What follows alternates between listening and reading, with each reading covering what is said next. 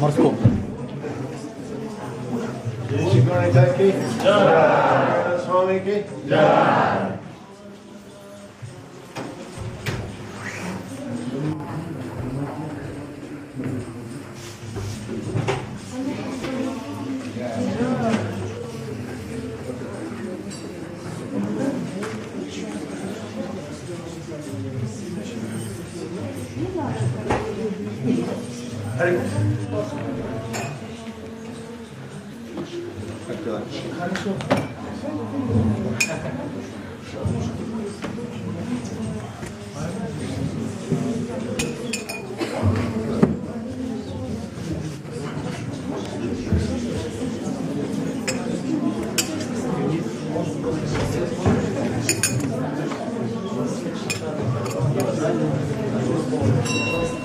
Okay, пожалуйста, everybody come forward.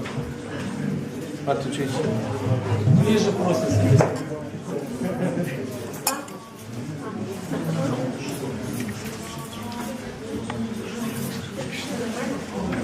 Дханешвара Прабху ки?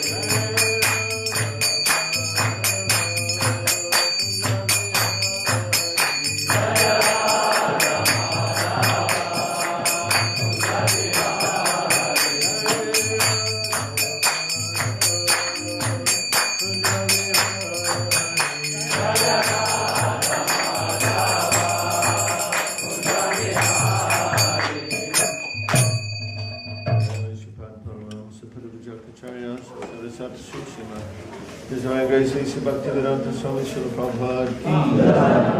Ananta Koti Vaishnavendra ki. Acharya Srila Haridas Thakur ki.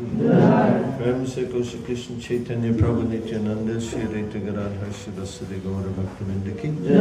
Shri Radha Govinda Gopi Gopinath Shyamakunda Radhakunda Giri Govardhan ki.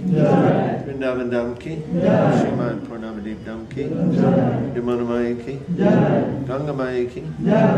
Bhakti Devi ki. Samveda Bhaktivinoda ki. Tulasi Maharani ki. Shishi Gaurnitai ki. Harinam Sankirtan ki. Sankirtan Yagya ki. Nitai Gaur Premananda ki. Slava Sebastian Sharma. Slava Sebastian Sharma. Slava Sebastian Sharma. Slava Shishi Gauri Garanga. Hare Krishna.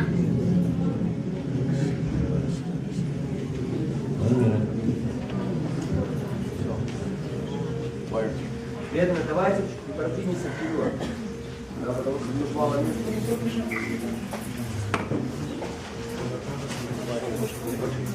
Wire for the speaker. Ты говоришь, нет, ну вот этот микрофон. Вон тут.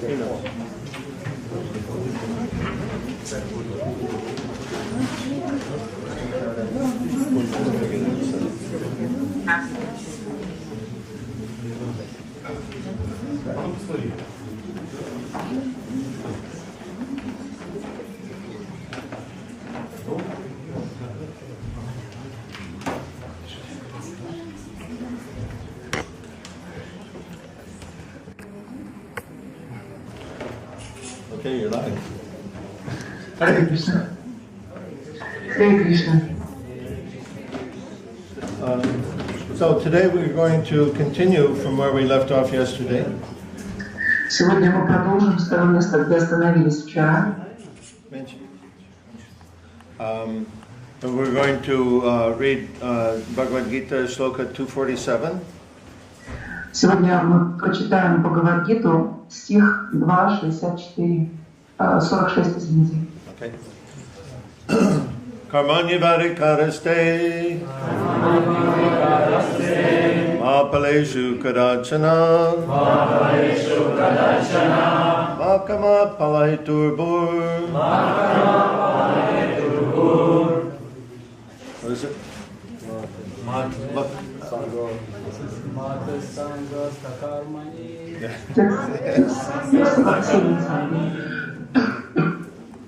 Second. 247. I can do. Karmani varikaraste Mapaleshu kadachana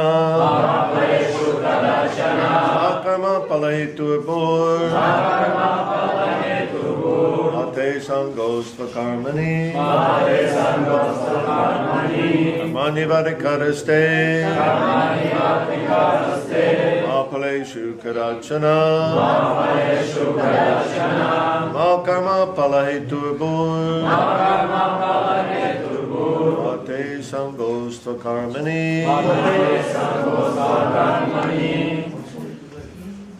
You have a right to perform your prescribed duty, but you are not entitled to the fruits of action.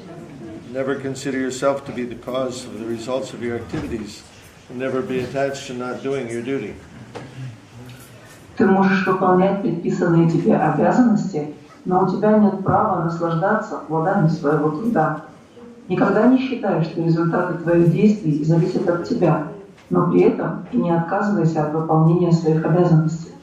Just read the first paragraph of the commentary. Комментарий Шрилы Прабхупады. В этом стихе рассматриваются три вопроса: обязанности, предписанные шастрами, действия по собственному усмотрению и бездеятельность. Предписанные обязанности – это деятельность в соответствии с законами природы, под влиянием которых находится данный человек.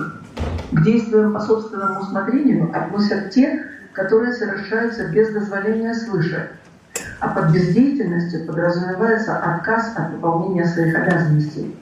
Господь советует Арджуне не оставаться бездеятельным, но выполнять предписанные обязанности, не привязываясь к результатам своих действий.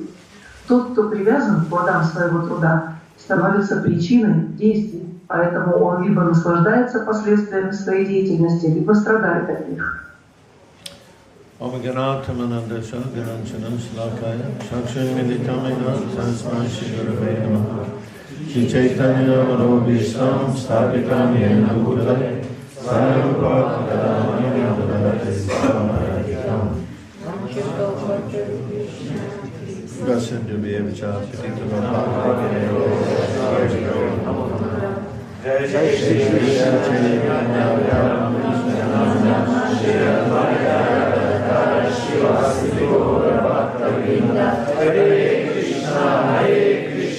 Krishna Krishna Hare Hare Hare Rama Rama Rama Hare Hare.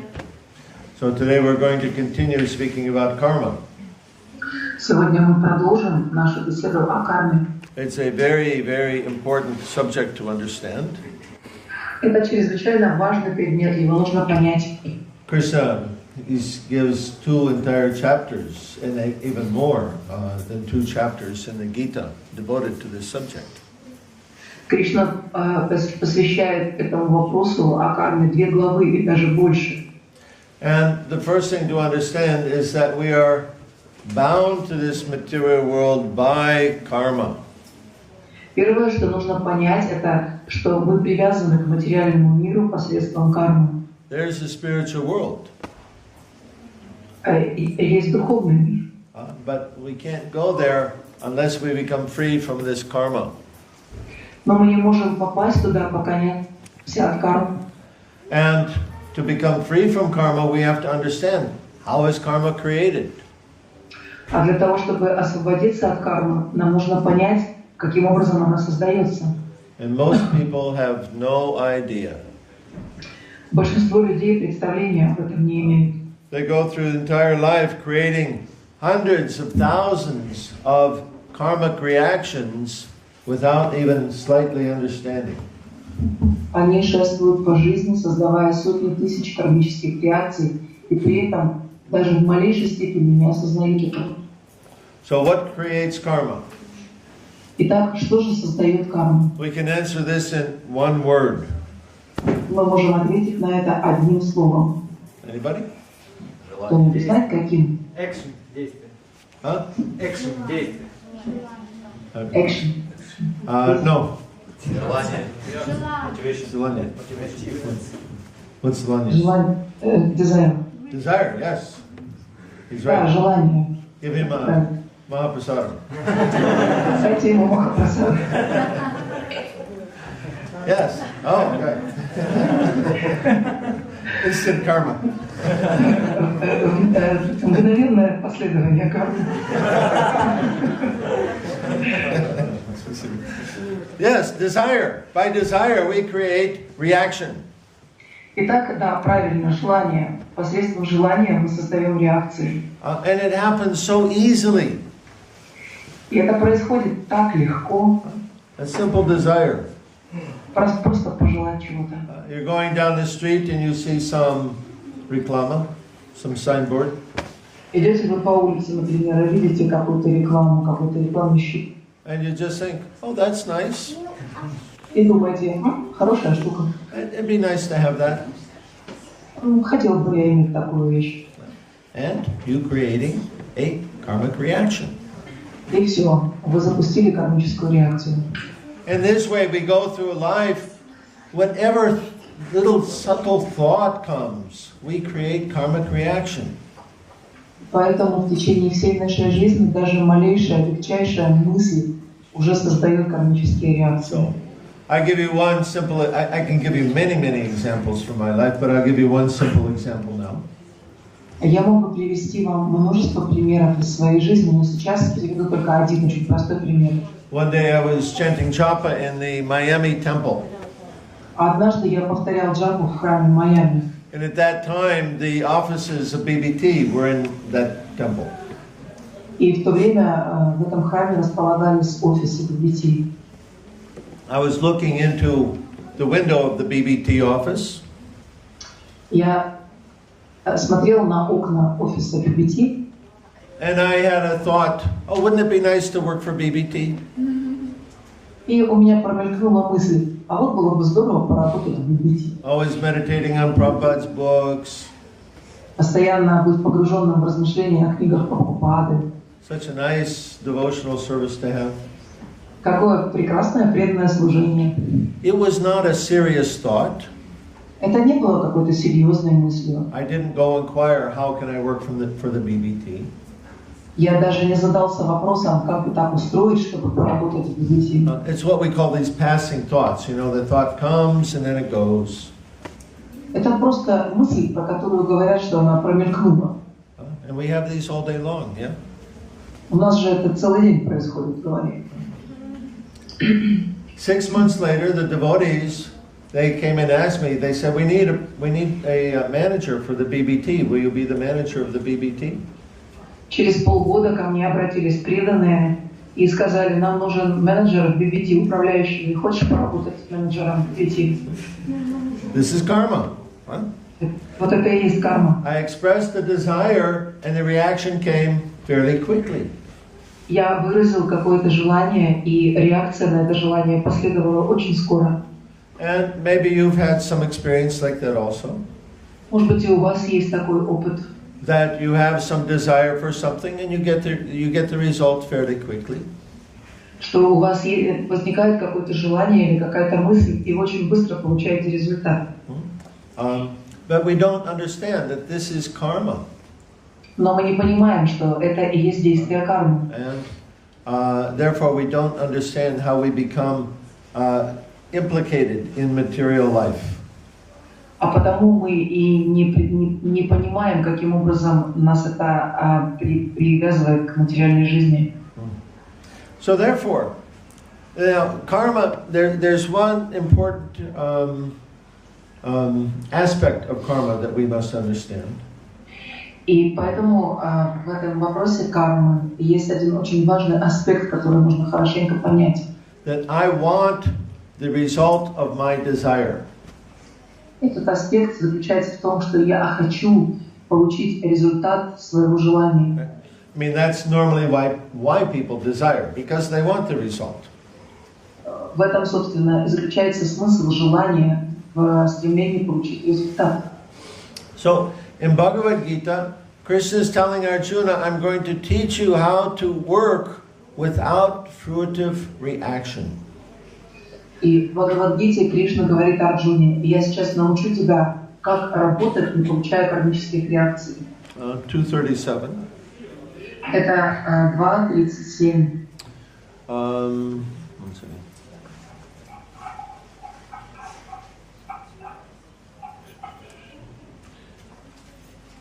Хатуна. No, 2:39. 2:39. Нет. Eshite bihita sanke buriyoge tvimam shrinu budya yukta iyaparta karma manham prahashisi. Krishna says, so far I have explained to you the analytical knowledge of Sankhya philosophy. Now I'm going to explain to you how to work without fruitive results. Итак, это 2 глава, текст 39. До сих пор я излагал тебе это знание аналитически, а теперь буду говорить о нем с точки зрения бескорыстной деятельности. О сын Притхи, действуя в соответствии с этим знанием, ты освободишься от рабства последствий своей деятельности. Now, in Sanskrit language, they do not have these exclamation marks. А в санскрите у них нету восклицательного знака. But if they did, there should be about 10 of these behind the sentence. Но если бы такой знак в санскрите существовал, то следовало бы поставить 10 восклицательных знаков после этого предложения. When Krishna says this, Arjuna's eyes should become very big. He should be going, what? What? Stop! Excuse me, what did Krishna say? When Krishna says this, Arjuna's eyes should become very big. Когда Кришна такое сказал, то у Арджуны глаза такие стали большие. Because at that time, that's what they were doing. They were following karma kanda.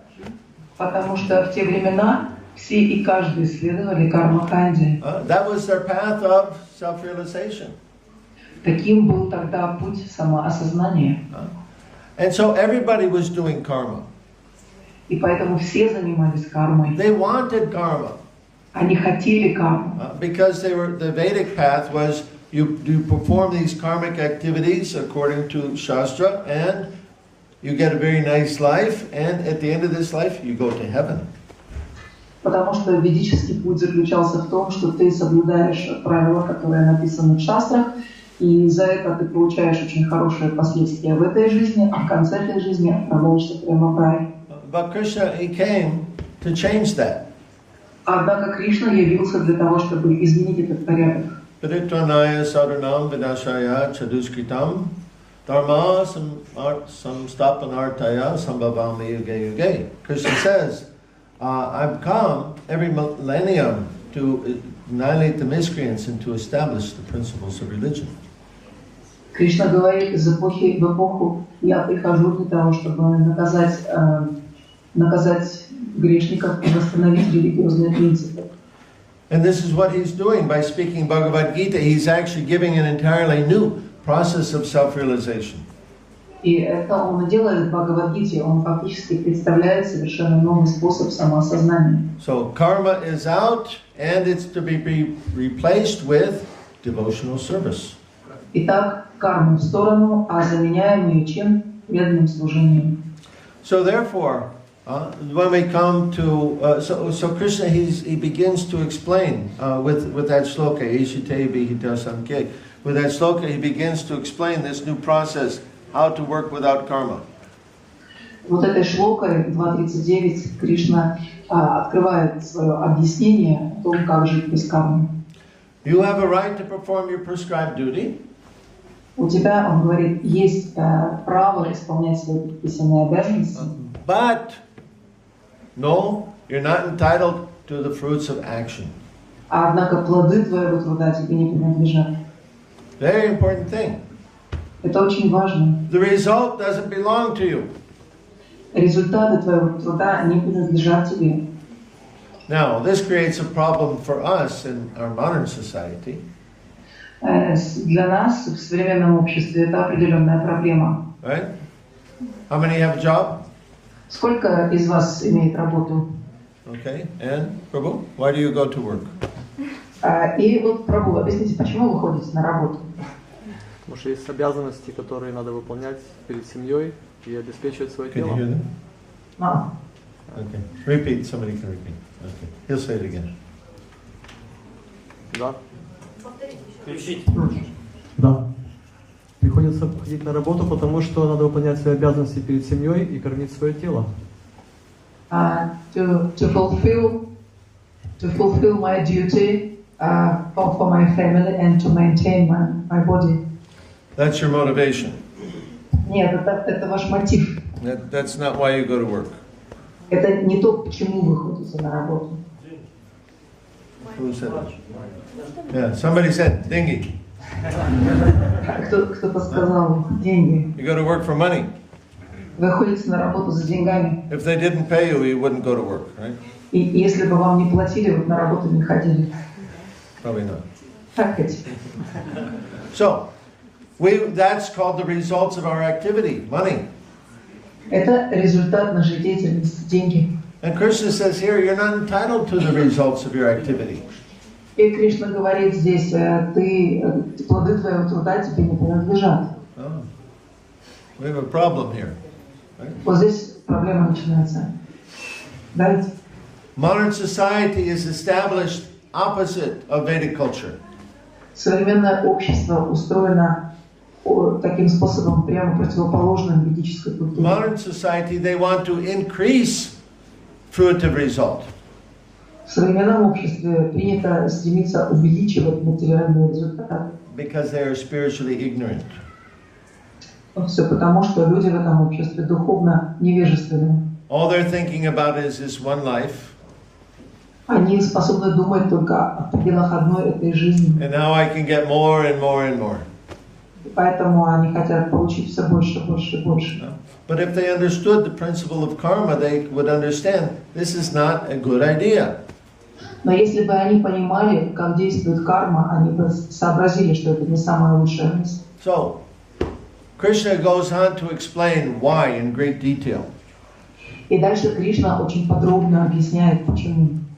In text 249, Krishna says, Durena Yavara Karma.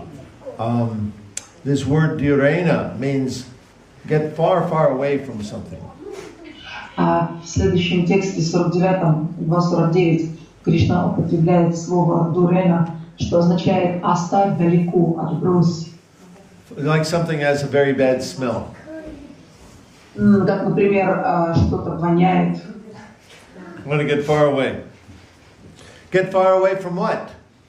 И вы хотите от этого избавиться, отбросить это как можно дальше. Так что же нужно отбросить? Karma.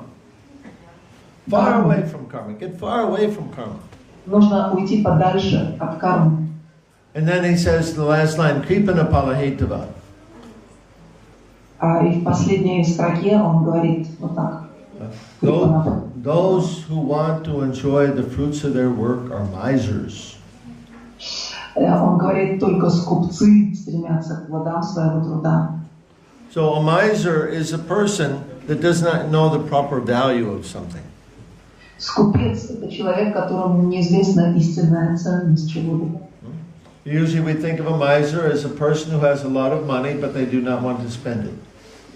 Обычно вот с купцом подразумевают человека, у которого куча денег, но он их не тратит. But money is meant to be spent. That's what it's for. Но ведь деньги предназначены для того, чтобы их тратить, они для этого и существуют. So that means they don't know the proper value, the proper purpose of money. Поэтому такой человек, надо осознать, что такой человек не понимает истинной ценности или истинного назначения денег. So similarly, Krishna says that one who wants to enjoy the fruits of their activity, they are a miser. И тут Кришна говорит, что те, кто стремится к плодам своего труда, это скупцы. Почему? Because this human body is very valuable. Потому что это человеческое тело обладает огромной ценностью. Human body is a vehicle, like an automobile. Человеческое тело – это средство передвижения, как автомобиль. And just like we use automobile to go from one place to another, we can use this body to take us from one place to another. И подобно тому, как мы используем автомобиль для того, чтобы переместиться из одного места в другое, мы можем воспользоваться этим телом для того, чтобы переместиться таки из одного места в другое. We can use this human body to transfer ourselves to the spiritual world. Мы можем воспользоваться человеческим телом для того, чтобы перенестись в духовный мир. If we have no karmic reaction. В том случае, если на нас не будет кармических реакций. At the end of this life, if there's karmic balance, plus or minus, we must be born again in this world. Если в конце этой жизни у нас наш кармический баланс, так сказать, не будет сведен в ноль, то есть будет либо плюс, либо минус, нам придется вновь родиться в этом мире, чтобы пожинать плоды. So therefore, Krishna consciousness means learning how to live without creating a karmic reaction. Поэтому сознание Кришны заключается в том, чтобы научиться жить так, чтобы не создавать кармических реакций. So there's different kinds of karma. Существуют разные виды кармы. Karma, akarma, and vikarma. Это, соответственно, карма, акарма и викарма. Karma means following the karma instructions for karma kanda. Карма означает действие, соответствующее кармическим предписаниям карма-канди. It also means simply desire, having desire. Это фактически означает просто иметь желание. Vikarma means sinful activity that brings a negative, a bad reaction. Викарма означает греховную деятельность, которая приводит к отрицательным последствиям, плохим последствиям. And akarma means no reaction. И акарма означает реакции нет совсем. So this is activities in devotional service, activities done for the pleasure of Krishna. They have no karmic reaction. Это деятельность, совершаемая в преданном служении ради Кришны, она не приводит к кармическим последствиям. So, we want to understand this principle of karma and not unconsciously create more and more reaction for ourselves. Мы хотим понять, как действует карма, этот принцип действия кармы, так, чтобы не навязывать на себя, даже бессознательно, не осознавая того, кармических реакций. It's very helpful if you work with this a little bit so that you can understand, you can get some actual experience and understand how things are working. Было бы неплохо, если бы вы над этим поработали и приобрели определенный опыт и понимание того, как действует этот принцип. So I'll give you a simple exercise that you can do where you can realize how karma is functioning. Сейчас я дам вам простое задание, которое вы можете выполнить, чтобы увидеть, как работает карма. So you take a piece of paper. Возьмите лист бумаги. And you write down on this piece of paper 10 things that you would like to have in the next year. И запишите там 10 вещей, которые вы хотели бы получить в текущем году. You don't have to think about how you will get them. Вам совершенно незачем думать о том, как именно вы это получите. Just 10 things you would like to have. Просто 10 вещей, которые вы хотели бы иметь. Then you fold the paper up and you put it on the shelf. И сложите потом эту бумажку и засуньте ее на полку. Don't even think about it again. И можете даже не думать об этом, больше не возвращаться в мысли. And within 1 year, 3 or 4 of those things will come to you without any endeavor at all. И в течение года 3-4 пункта у вас сбудутся без всяких усилий с вашей стороны. And then you will see, like magic. Вы увидите, что это подобно волшебству. Simply by desire, the result is coming to me. Результат пришел ко мне просто потому, что я пожелал. And therefore, you begin to understand the power of desire. И тут вы начнете понимать, какова сила желания.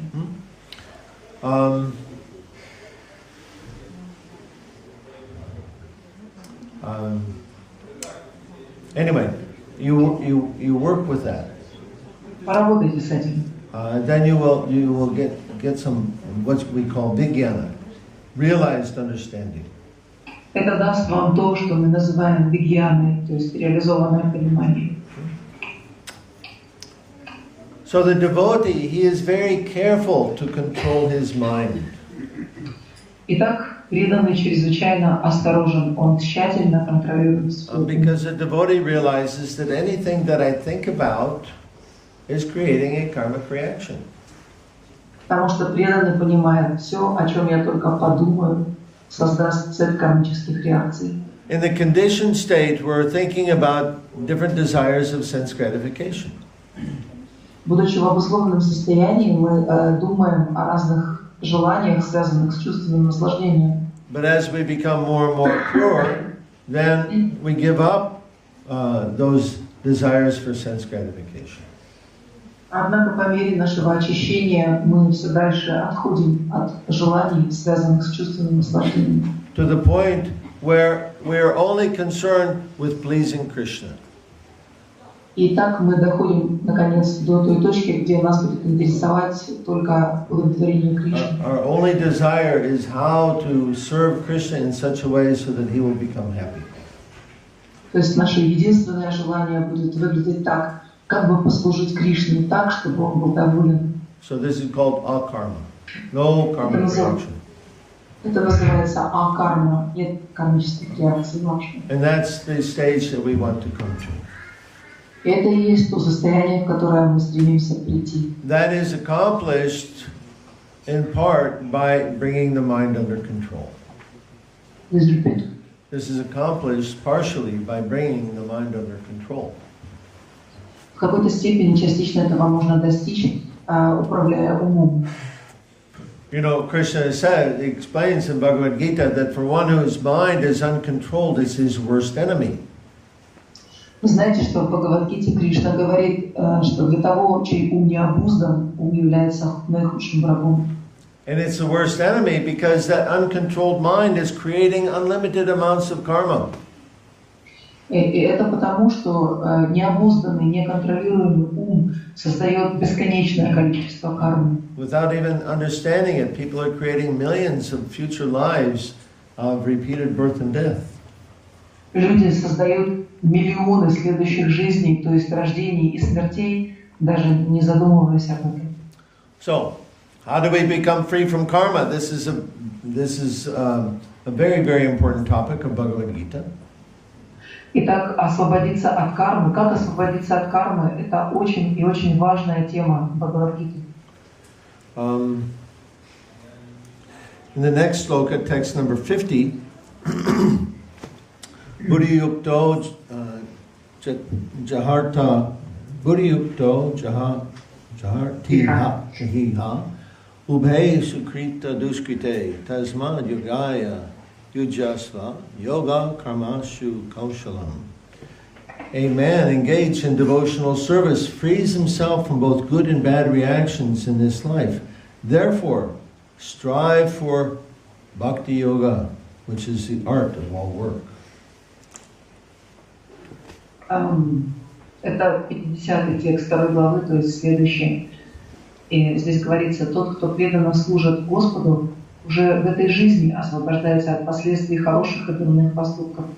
Поэтому посвяти жизнь бхакти-йоге, которая является совершенством всей деятельности. And Krishna repeats this idea again and again and again in Bhagavad Gita. И эту мысль Кришна повторяет в Бхагавад-гите снова и снова. Just work for the satisfaction of Vishnu, Krishna.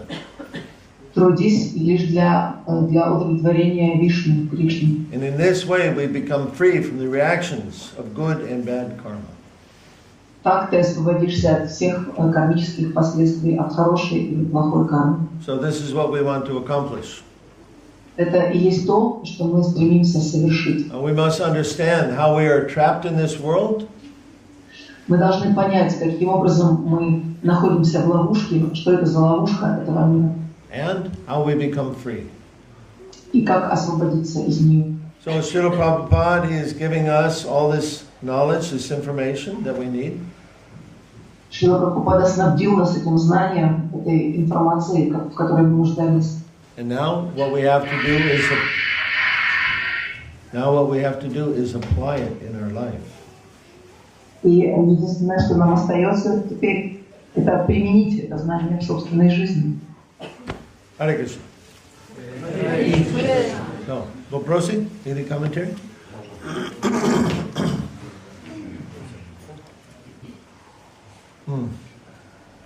You have to come here. Вам придется подходить. You can speak in both of them at the same time. Два микрофона. Как понять Кришну? How to understand Krishna as being personality? As what? As what? How to understand Krishna as a personality? Ah. Хорошо. Everybody, понимаете? Да. Вопрос слышали?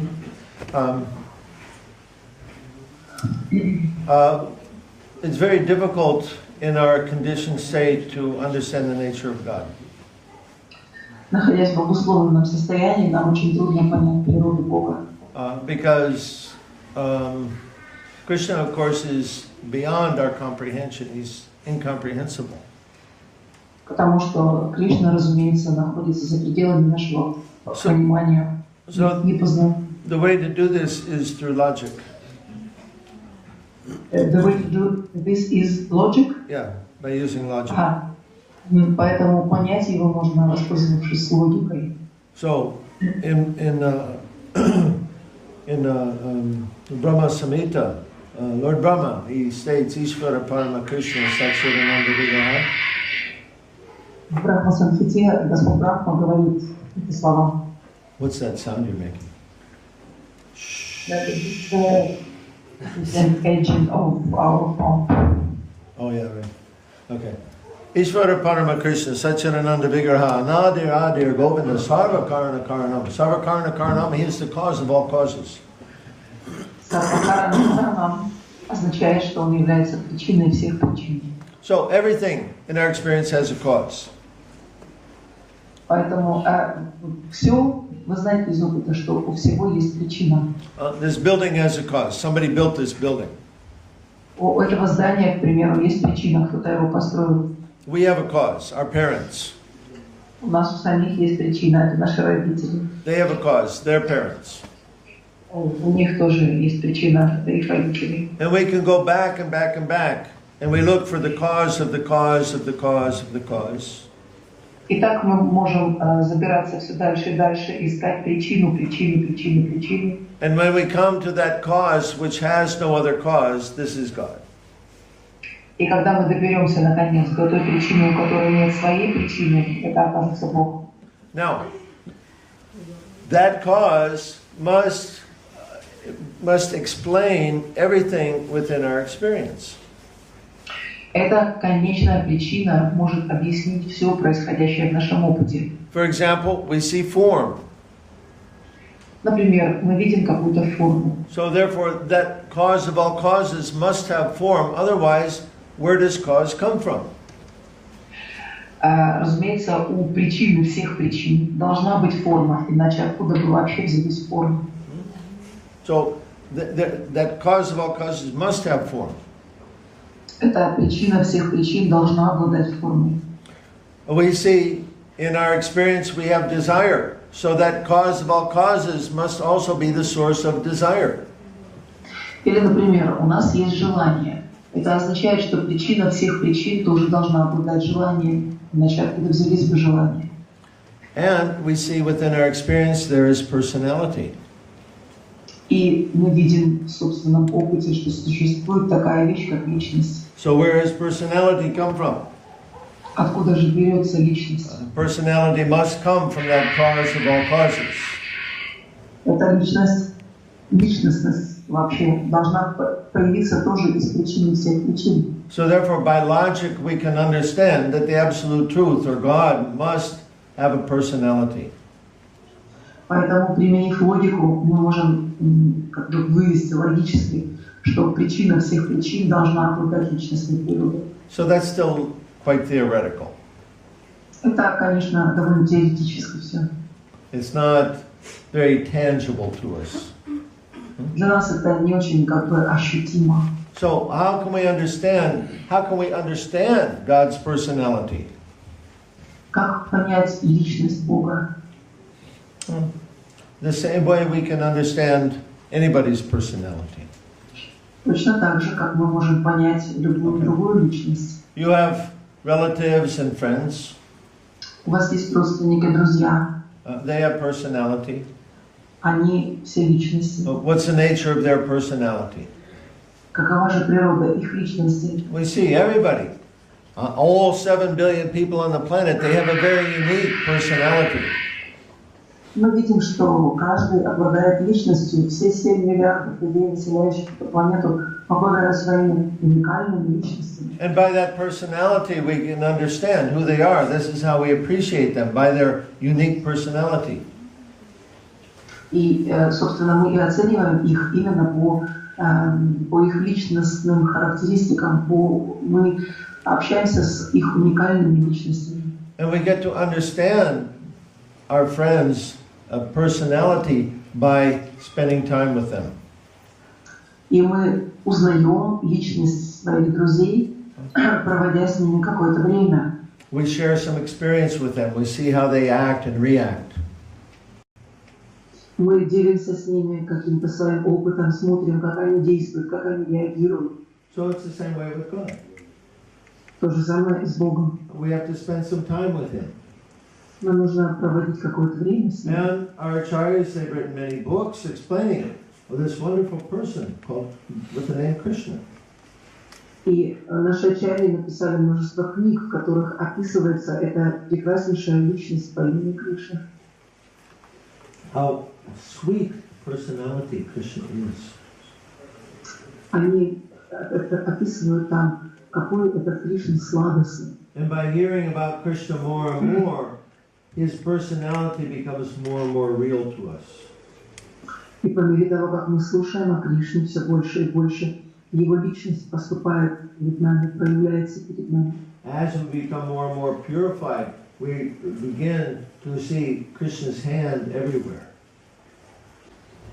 И по мере того, как мы очищаемся, мы начинаем видеть руку Кришны во всем. So it's like any relationship. You only get out what you put into it. Это так же, как и с любыми другими отношениями. В них разобраться можно только тогда, когда вы погрузитесь в них. There's no meaning to a relationship without you investing yourself in this relationship. Вы не сможете понять отношения, если вы сами не войдете в эти отношения, не погрузите себя в эти отношения. So if we want to have a relationship with Krishna, we must invest ourselves in that relationship. We must hear about Krishna, chant His name, think about Him. Поэтому, если мы хотим установить отношения с Кришной, то нужно вкладывать себя в эти отношения. Нужно повторять Его имя, слушать о Нем, думать о Нем. And as we do that, His personality will become more and more real to us. И по мере того, как мы будем делать это, Его личность будет становиться все более и более реальной для нас. Хорошо? Okay, you have to come here. Okay. Подойдите. Give him both. Two microphones.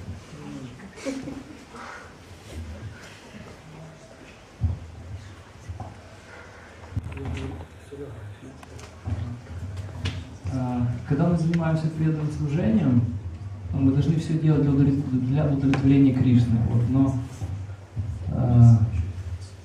факт, что у нас есть какие-то желания, и мы свои желания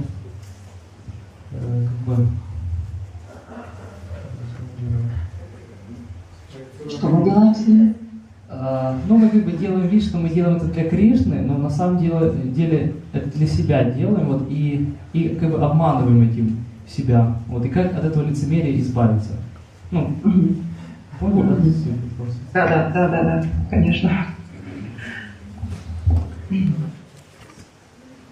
Okay. All of us are trying to render service to Krishna, but at the same time, all of us, we have our desires, we still have desires, and often we are trying to show the fulfilling of these desires or our efforts to fulfill our desires as service to Krishna, but in fact we are doing this for us, not for Krishna. How to get rid of this duplicity? Yeah, this is called mixed devotional service.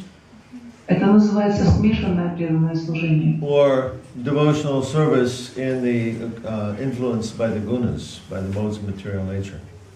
Или же преданное служение, которое обусловлено гунами, то есть качественной материальной энергией. This is explained by Kapila Deva in the third canto of the Srimad Bhagavatam. Это объясняет Капиладева в третьей песне Шримад Бхагаватам. And it's further explained in the 11th canto of the Bhagavatam in the Uddhava Gita. И об этом же говорится в 11-й песне Шримад Бхагаватам в Уддхава Гите. We naturally begin our devotional service in such a way because we are conditioned souls. Мы начинаем свое преданное служение естественно именно так, потому что мы же обусловленные души. But by the process of devotional service, we become purified. Но метод преданного служения и сам процесс преданного служения очищают нас. And as we become purified, we should become more and more conscious of these things and let them go. И по мере этого очищения нам следует осознавать вот это положение вещей и отпускать эти вещи от себя. Actually, it happens automatically by the performance of sadhana bhakti.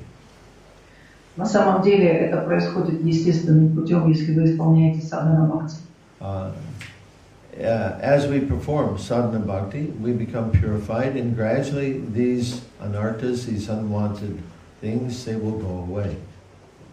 Если мы занимаемся садханой, то мы очищаемся, и эти анархии уходят сами. It's simply, it's a matter of raising our consciousness. Это вопрос возвышения нашего сознания. Conditioned souls, they want to be unconscious. Обусловленная душа хочет быть бессознательной. They want to make the world exactly according to their idea. Они хотят, чтобы просто мир, но они хотят представлять себе мир таким, как они хотят. The world works like this. Мир вроде бы действует вот так. And I am always right. И я всегда прав. Right? This is how we think. I am always right. Это то, что мы всегда думаем. Я всегда прав. And if there's any disagreement, the other person must be wrong. И если возникает какое-то несогласие или противоречие, то не прав, разумеется, оппонент. We think like that because we don't want to be conscious of what they are conscious of. Это происходит потому, что мы не хотим осознавать то, что осознают они, те люди. I rationalize, I justify my position in certain ways. Я защищаю свою позицию и обосновываю ее определенными способами. The other person does that also, but I don't want to know about that because I want to be right. Другой человек делает то же самое, но мне нет до этого дела, потому что я хочу быть правым. And so this is what creates our this kind of mentality prevents us from making progress in spiritual life. Именно такое умонастроение не дает нам продвигаться в духовной жизни. So humility means that maybe, just maybe, I could be wrong. Смирение заключается в допущении, что может быть, но может же быть, что я не прав. Just maybe. Но может быть, вдруг. And then I consider what is the position of the other person. И тогда я рассматриваю позицию другого человека. And I say, well, maybe I'm wrong. И тогда я говорю себе, может быть, я не прав. Maybe the world isn't what I think it is. Может быть, мир представляет собой не совсем то, что я себе думал. And when we create a little space for another way of understanding, then our understanding can increase.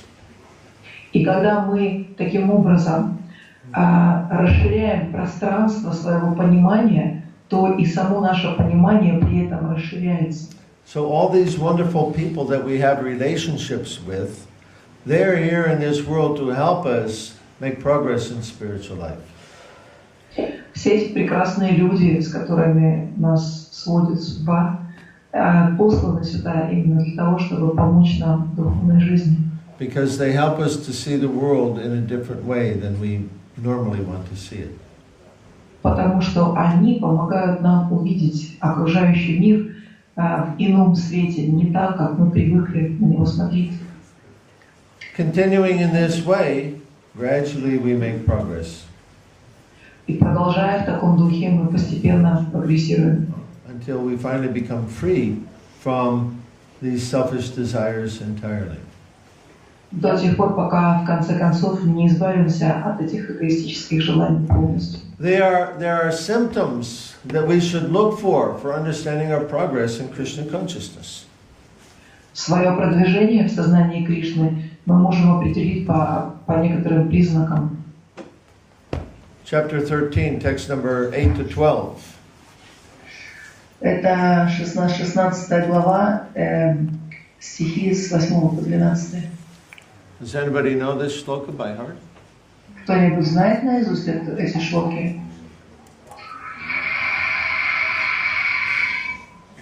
Oh, 16? Is it 16? 13. 13. Yeah. Извините, это не ошиблась. 13, конечно, глава, шлоки 8-12. Humility, pridelessness, non-violence, tolerance, simplicity. Смирение, отсутствие тщеславия, отказывать насилие, терпение, простота. Move the microphone a little bit away from your mouth. So Prabhupada, in these shlokas, Krishna gives a whole list of items which he says, these are knowledge, and anything other than this is ignorance. Кришна здесь приводит длинный список качеств или свойств и говорит, это я называю знанием, а все остальное невежество. And in the commentary, Srila Prabhupada says that one needs to have a way of determining if they're making progress in spiritual life, and one can understand that according to the principles that are explained in these slokas. В комментарии Шрила Прабхупада говорит, что каждый человек должен следить за своим продвижением в сознании Кришны. И определить это продвижение он может, воспользовавшись вот этим списком качеств, который приведен в этой штуке. Am I becoming more humble? Am I becoming... Становлюсь ли я смиреннее? Am I becoming more clean? Становлюсь ли я чище? Am I developing self-control? Развиваю ли я, обуздываю ли я себя? Am I becoming detached from sense gratification? Развивается ли моя непривязанность к чувственным наслаждениям? So study these slokas and learn to see the symptoms of your progress in devotional service. Поразмыслите над этой шлокой и посмотрите, проследите за своим продвижением в преданном служении. Хорошо? Okay, more? May I add the question? Yeah. Go ahead. Мой вопрос, я хотела спросить, вот в этом процессе избавления от лицемерия, вообще разговор шел о том, как от лицемерия избавиться, играет ли роль наши осознанные усилия, то есть должны ли мы копаться в себе, чтобы это лицемерие обнаружить, или достаточно нам просто садхану совершать, и мы очистимся, и само все увидится? My question is, because Prabhu was asking how to get rid of this duplicity, but you are doing something for yourself, but show to yourself as if you would do Krishna. So my question is, if we try consciously to get rid of the duplicity, will it have some effect, some result, or we should just do our sadhana and the very effect of purification will help us without consciously trying to get rid of duplicity? So yeah, this is the age of Kali, called the age of hypocrisy. Этот век Кали называется веком лицемерия. It means that I think one thing, but I think of myself in one way, but I'm actually different.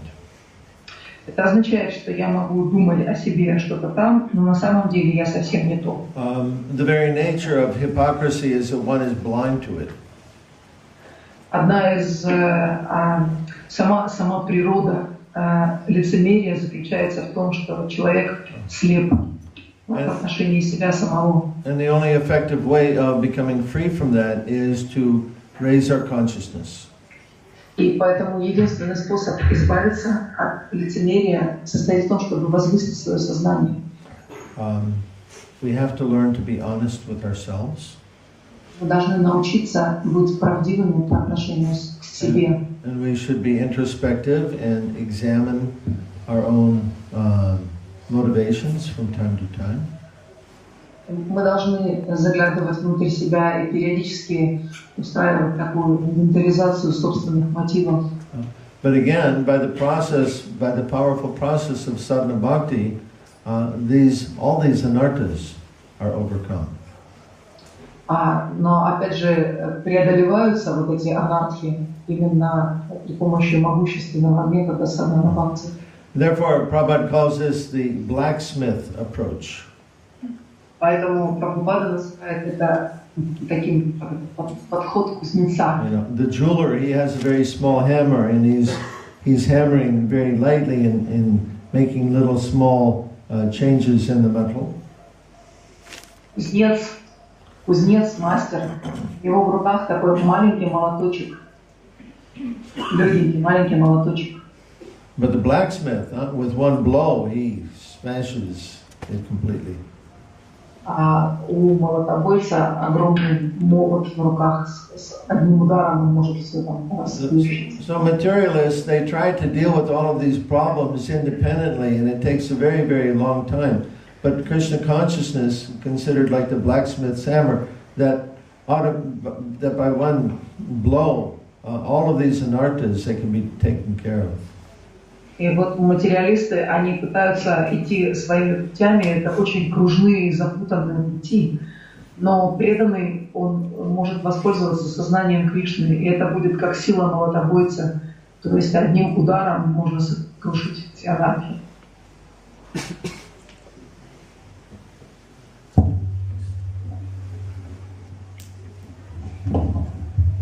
У меня такой вопрос.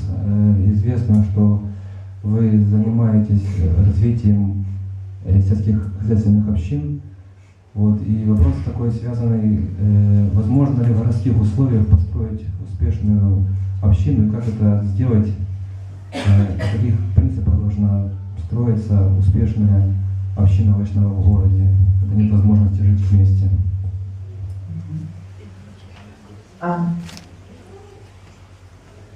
I know that you are advocating rural communities, but my question is connected with this. Is it possible to establish an effective community in this city where people cannot live together, and which must be the principles of such a community, or it could be effective?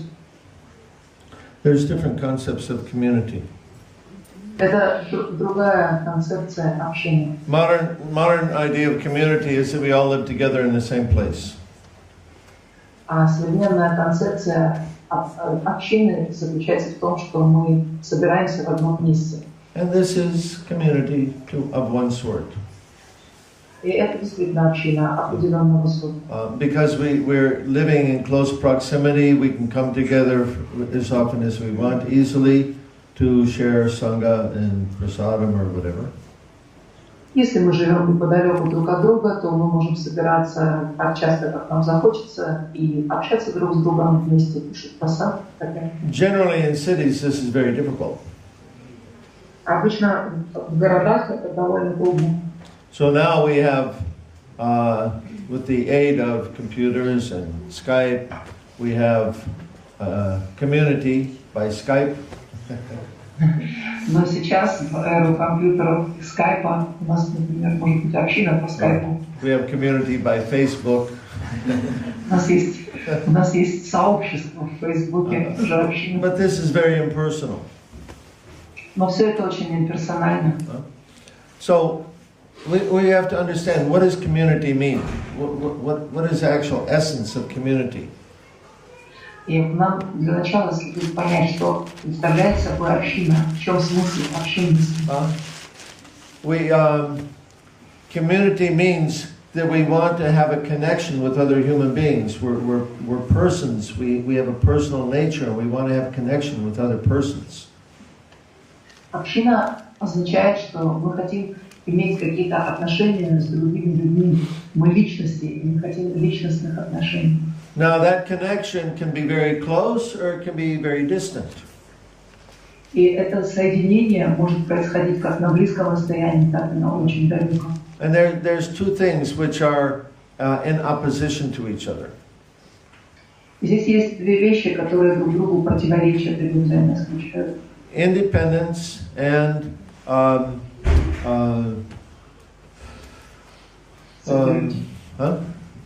Security. Yes, security. Thank you.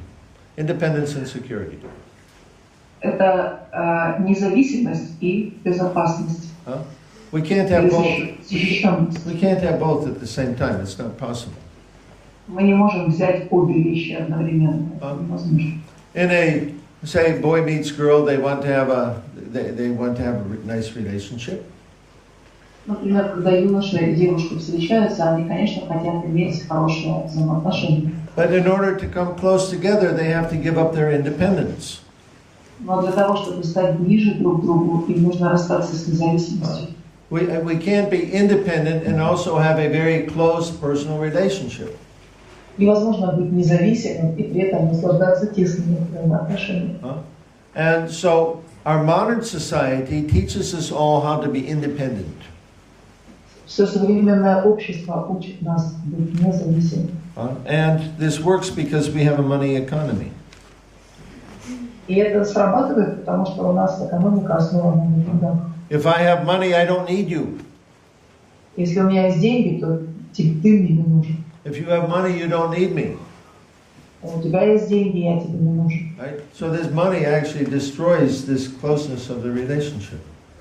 Поэтому деньги фактически разрушают эти близкие, тесные отношения. So when we want to have a close relationship, this means we must combine our interests. Если мы хотим иметь тесные взаимоотношения, это означает, что мы должны объединить свои интересы. Boy and girl get married, they combine all of their interests. Когда юноша и девушка вступают в брак, они объединяют все свои интересы полностью. Well, that's the way it used to be anyway. Ну, так, во всяком случае, раньше было. Now it's not unusual. Two people marry and they maintain separate checking accounts. В наше время нередко люди женятся, но при этом продолжают пользоваться каждый своим банковским счетом. But that means that there's some distance between them. They cannot come closer together. Но это означает, что между ними наличествует определенная дистанция, что они не близки. So let's take the example of the Pandava brothers. Давайте посмотрим, например, братьев Пандавов. 5 brothers, so close to each other. Там было 5 братьев, и они были так сильно, так тесно связаны друг с другом. Nothing could separate them. Их ничто не могло разъединить. And they gave up their independence so that they would have this security in their relationships with each other. Они отказались от независимости для того, чтобы иметь защищенность во взаимоотношениях друг с другом. Even to the point where Yudhisthira, he gambled away the whole kingdom, and even their wife, and still the others, they didn't say one word. Вплоть до того, что когда старший брат проиграл все царство и их жену в придачу, никто из них даже слова не сказал. What's another example? Другой пример. Krishna and the gopis. Это Кришна и Гопи. Sometimes Krishna is so mean, he breaks their heart. Иногда Кришна бывает таким ужасным, он разбивает их сердце. I'm just going to Mathura for a few days. Don't worry, I'll be back soon. Он говорит, съезжу в Мадхуру на несколько дней, не волнуйтесь, я скоро вернусь. And Krishna, he never came back. И он никогда не возвращается. But those girls, they still loved Krishna. Но эти девушки, они все продолжали любить Кришну. So pure love means when there's cause for breaking the relationship, but the relationship is not broken, this is called pure love. Чистая любовь – это когда есть причина для разрыва отношений, но разрыва не происходит. Это и есть чистая любовь. And in that situation, there is the most intimate and close relationship that one can have. Именно в этом положении возникают самые тесные, самые глубокие взаимоотношения, какие вообще возможны. This is the most intimate type of community. Это самый такой внутренний, сокровенный вид общения. So anyway, the point is that there's a trade-off. One has to give up one thing to get the other. Но, в общем, суть в том, что здесь имеет место такой выбор. Нужно от одного отказаться, чтобы иметь второе. If we want to have a sense of close community, we must give up our independence. Если мы хотим получить чувство вот этой тесной, сплоченной общины, придется расстаться с независимостью. By combining our interests and working together for a common interest. Это делается так, нужно объединить свои интересы и трудиться сообща ради этих общих интересов. And this is really only possible on the spiritual platform. А возможно это только на духовной платформе. So that means the basis for such a community must be service to Krishna. Поэтому основой для такой общины должно послужить служение Кришне. Is that sufficient? Этого достаточно? Anyway, the point of you ask about city versus village. Let me speak about that. Итак, вы спросили о городе или деревне. Сейчас я скажу кое-что. In the village, it's much easier to combine these interests than it is in the city. В деревне объединить интересы гораздо легче, чем в городе. For example, the devotees in Lithuania, they had such a community. There's about 10 families living in the same area, but they say we don't feel so close How can we become more close? В Литве есть такая община, там 10 семей. Excuse me. Мамочка, я сейчас очень сильно занята, я не могу говорить. Excuse me.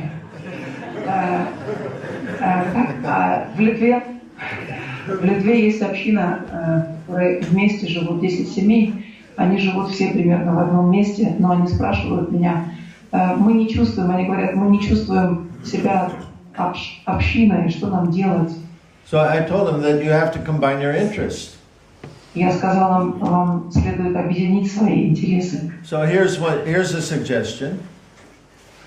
Это предложение. Take all of your money, put it in one bank account.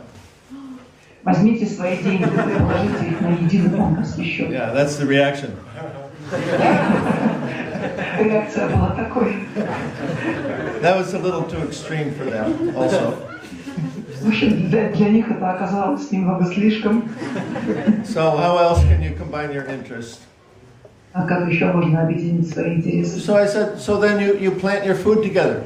You come together and you work together in the field. You do all the planting and all the harvesting together. Ладно, сказал я тогда, попытайтесь выращивать вместе свою еду. Вместе подготовьте землю, вместе посадите растения, ухаживайте за ними вместе, собирайте урожай вместе. So in the village you can do these kinds of things, but you can't do such things in the city.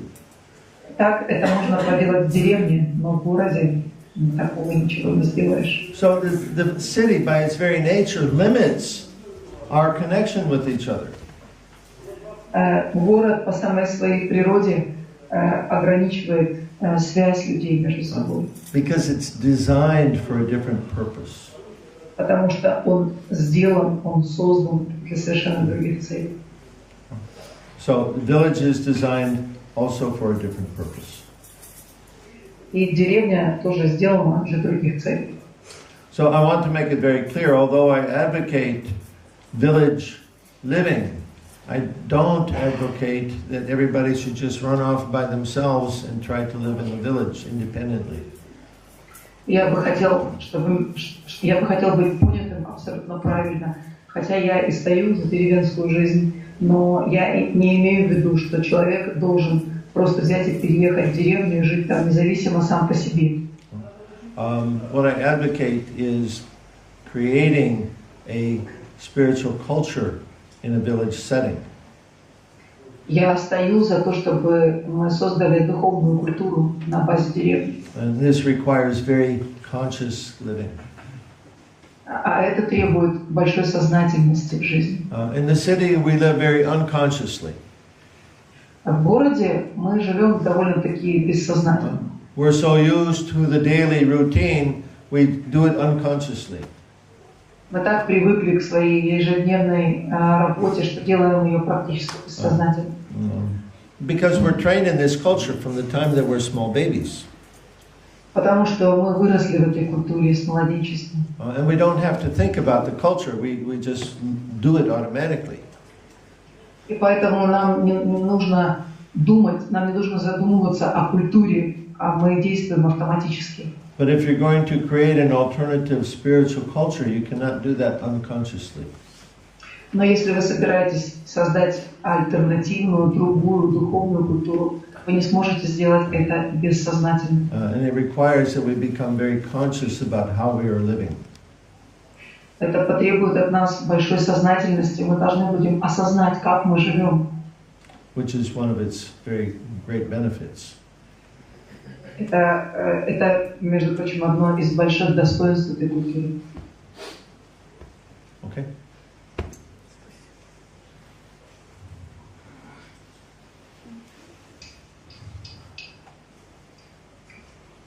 No more? Больше нет вопросов. Sorry, everybody has to come to the front of the room to use this microphone. Otherwise you can't hear the person. Приходится выходить вперед, чтобы воспользоваться микрофоном. В начале лекции было сказано, что, допустим, наши желания порождают карму, то есть действие. Если действие мы можем как-то контролировать, то как мы можем контролировать появление нежелательных желаний? Шопенгауэр сказал, человек может делать, что хочет, и не может желать, что хочет. The question is, in the beginning of the lecture, you have said that our desires create the chains of karma. And while we can control our actions, we hardly can control our desires, what to do with it. Yes, you can control your desires. Нет, можно контролировать желания. Bhagavad Gita, Krishna explains that there's 5 subject matters. В Бхагавад-гите Кришна объясняет 5 предметов. God, the living entity, time, material energy, and karma. Эти 5 предметов таковы: Бог, живое существо, время, материальная энергия и материальная карма. God, the living entity, material nature, time, and karma. Материальная природа, время и карма. So, all of those are eternal except for karma. Все эти предметы вечны, за исключением кармы. Karma is not eternal. Karma we can change. Карма не вечна, ее можно изменить. And we change it by becoming conscious of how we are living. И изменяем мы ее тогда, когда более сознательно относимся к процессу своей жизни. Our process of meditation, called japa, is to bring the mind under control. Медитация, наш метод медитации, называемый джапой, как раз предназначен для того, чтобы привести ум под контроль. By controlling the mind, we can become conscious of our consciousness. Если мы обуздаем ум, поставим его под контроль, то мы сможем осознавать собственное сознание. How many voices do we have in the consciousness? Сколько голосов звучит у нас в сознании? 2, 3, 4, 5, 6. 4, 5, 6. Okay. So there's us, the living entity. Итак, это значит мы сами, живое There's существо. the super soul. Там есть еще сверхдуша. The mind. Ум. And the intelligence. И разум. So 4 different voices. Итак, это 4 различных голоса. But they all sound the same. Но звучат они примерно одинаково. Just like this speaker. There's sound coming out of this speaker, but who's got the microphone? Как, например, колонка. Вот через эту колонку звук транслируется, но кто держит в руках микрофон? Is that the mind speaking? Is it the intelligence speaking? Is it the super soul? Говорит ли это ум, или разум, или сверхдуша? So we have to become conscious of the consciousness. We have to understand who's talking. Поэтому нам нужно научиться осознавать свое сознание, нужно научиться различать, кто говорит. By knowing the symptoms of the mind and the intelligence. Если мы узнаем признаки ума и разума, we can understand who's speaking in that sense. Мы сможем отличать, кто говорит. And Krishna tells us in the 6th chapter of Bhagavad Gita that when we bring the mind under control, now we can contact the super soul. А Кришна говорит в 6 главе Бхагавад-гиты, что когда мы обуздаем ум, мы услышим сверхдушу. The super soul may be talking to us, but we don't recognize it. Сверхдуша, может быть, и разговаривает с нами, но мы этого не осознаем, не различаем. Therefore, the super soul, he gives us some suggestion. То есть сверхдуша делает нам какое-то предложение, предлагает нам что-то. Take the microphone a little away from your mouth. And we don't recognize this as coming from the super soul, and we say, that's a stupid idea. Но мы не понимаем, что это предложение исходит от сверхдуши, и иногда говорим себе, да, ну какая-то глупость. And then, oops, mistake. А потом, бац, ошибочка. So we want to learn to contact the super soul. То есть мы должны научиться тому, что должны научиться вступать в контакт со сверхдушой. By bringing the mind under control. Таким образом, именно обуздывая ум. And when we do that also, we will become free from duality. И когда мы этого добьемся, то окажется, что мы свободны от двойственности. Happiness, distress, hot, cold. Счастье и горе, холод и жара. They're all the same. все будет одинаково для нас. What? Как? How is it possible? Как же это может быть? Happiness and distress are the same thing? Счастье и горе — это что, одно и то же? That sounds like Zen Buddhism, right? Звучит как дзен-буддизм. The sound of one hand clapping. Ага, звук одной ладони. Happiness and distress are the same thing. Why? Счастье и горе — это одно и то же. Как? Because Krishna says they arise from sense perception. Кришна говорит, они рождаются из чувственного восприятия. It's a product of the mind. Они являются продуктом ума. Happiness and distress, they go together. Just like the back end of the car goes where the front end of the car goes. Счастье и горе всегда неразрывно связаны, так же, как задняя часть грузовика связана с передней частью грузовика. But I think I can get the happiness part without getting the distress. Однако я думаю, что мне удастся схватить ту часть, которая счастье, и отказаться от той, которая горе. Not possible. Это невозможно. Sorry, can't do it. Извините, не получится. Everybody's thinking, I'll be happy, I'll get the happiness and I'll avoid the distress. It's impossible. Каждый думает, я хочу счастья, я буду счастливым и избегну горя или несчастья. Нет, это невозможно. So we can be happy when we stop trying to be happy. Поэтому счастливыми мы сможем стать только тогда, когда перестанем стараться быть счастливыми. That means when I stop trying to make myself happy independently of Krishna. Это означает, что когда я перестану стараться быть счастливым, независимо от Кришны. And when I think instead about how to make Krishna happy, automatically I will become happy. И когда я вместо этого начну заботиться о том, как бы сделать счастливым Кришну, вот тогда я без дополнительных усилий стану счастливым. So, how are we going to do that? Как мы собираемся сделать это? Each one of us, we have to think about that. How am I going to make Krishna happy today? Каждый из нас должен задаться этим вопросом. Как бы мне сегодня сделать Кришну довольным? You should repeat that sentence when you wake up in the morning. Это нужно, эту фразу нужно повторять, когда утром просыпаетесь. What am I going to do today to make Krishna happy? Что я собираюсь сделать сегодня, чтобы Кришна был доволен? And when we begin to think like that, we will find, think like that and act like that, we will find that we will actually begin to become happy. И когда мы начнем думать так и действовать в этом направлении, мы обнаружим, что мы становимся счастливыми. Anyway, this is it's very possible to change this karma and to change our desires. Итак, это весьма и весьма возможно изменить свою карму и изменить свои желания. It's simply a matter of purification. Это лишь вопрос очищения. So follow this very powerful process of sadhana bhakti. Поэтому следуйте этому могущественному методу садхана бхакти. Follow it as closely as you can, and you will realize progress in this way. Следуйте этому методу как можно тщательнее, и вы увидите результат. Хорошо? Okay.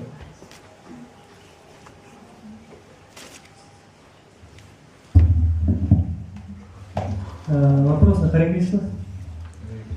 У меня такой вопрос, как можно обуздать свой ум при чтении джапы и при этом на что нужно медитировать, как правильно нужно медитировать?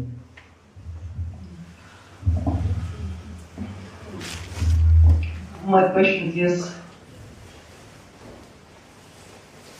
Yeah.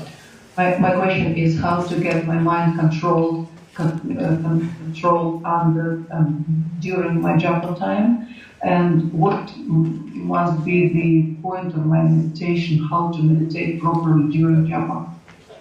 What you want to meditate on during japa is the sound of Krishna's name. На что нужно медитировать во время джапы? Это на звук святого имени Кришны. And you have to find a way to do that. И нужно найти способ, как делать это. I find that if I allow my eyes to wander all around, my mind goes with it. Я, например, знаю, что если я позволю своим глазам блуждать по сторонам, то ум последует за ними. So I either look at a spot on the wall, a picture of Krishna, or I close my eyes. Поэтому я либо смотрю на какое-нибудь пятнышко на стене, либо на изображение Кришны, либо вообще просто закрываю глаза.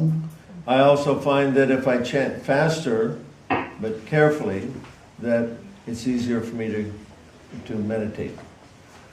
Я также заметил, что если я повторяю быстрее, но при этом сохраняю качество, то есть тщательно повторяю, то это помогает мне оставаться сосредоточенным. Anyway, you have to find the method by which you can control your mind. Вы так или иначе можете сами поискать какой-то способ, который поможет вам обуздать ум. So it's sometimes very difficult to say I'm going to sit down and chant for 2 hours and control my mind the whole time. It's practically impossible. Довольно трудно бывает вот так просто сказать себе, вот сейчас сяду и 2 часа подряд буду сосредоточенно повторять мантру. So the question is, how long can you control your mind? Поэтому вопрос тут такой, а в течение какого времени вы способны контролировать свой ум? How about 10 seconds? Ну, как насчет 10 секунд? So you try for 10 seconds. Попробуйте 10 секунд. In 10 seconds you can chant 3 mantras. За 10 секунд можно повторить 3 мантры. So you say, okay, for 3 mantras, I'm just going to hear the sound of Krishna's name. Скажите себе, ладно, уж 10 секунд я могу слушать звук святого имени Кришны. Hare Krishna, Krishna Krishna, Hare Hare, Hare Rama, Rama Rama, Hare Hare, Hare Krishna, Krishna Krishna, Hare Hare, Hare Rama, Rama Rama, Hare Hare. Hare Krishna, Krishna Krishna, Hare Hare, Rama Rama, Hare Hare. Okay, then after 3 mantras, how did that do? You look and see. И после того, как повторите 3 мантры, спросите себя, ну как получилось? Okay, try again, 3 mantras. Так, теперь еще 3 мантры. So, 10 seconds at a time, you control your mind. 10 секунд за раз вы управляете своим умом. So, my experience is if I chant 2 or 3 rounds first, but with this method, then it becomes my mind. It becomes much easier then to bring the mind under control. Я по своему опыту могу сказать, что если повторить первые 2-3 круга вот таким способом, то это очень поможет обуздать ум. So, 3 mantras by 3 mantras by 3 mantras. То есть по 3 мантры, 3, потом еще 3, еще 3. So, just all of you, do you try it this way? Поэтому попробуйте, вот все вы попробуйте такой способ. Удачи. Okay. Yesterday, one mother just asked you about our relationship with our parents. You promise you tell about this now. Yeah. Thank you. So yesterday, one of the ladies. Вчера был разговор о том, что как мы должны строить наши отношения с нашими родственниками бесконфликтно. Прабху сказал, что он ответит сегодня. I was thinking about this, and I was thinking that I'm probably not the best person to answer this question. Should I translate it? Yeah, what I said, sure. Я думала об этом, и мне думается, я не тот человек, который не самая лучшая кандидатура, чтобы отвечать на это. Because I'm American, you're Ukrainian. You have a very different culture. Потому что я американец, а вы украинцы. Это совсем другая культура. I know for a fact your relationship with your family is very different from people in America. Я уже точно знаю, что ваши отношения с вашими семьями очень сильно отличаются от тех, которые приняты в Америке. So I think you ought to inquire from the senior devotees here in Ukraine. Я думаю, что вам нужно спросить у старших преданных здесь на Украине. And I think they can give you better advice than I may be able to. Полагаю, что они смогут вам дать лучший совет, чем то, на что я покажусь способен. Sorry. Извините.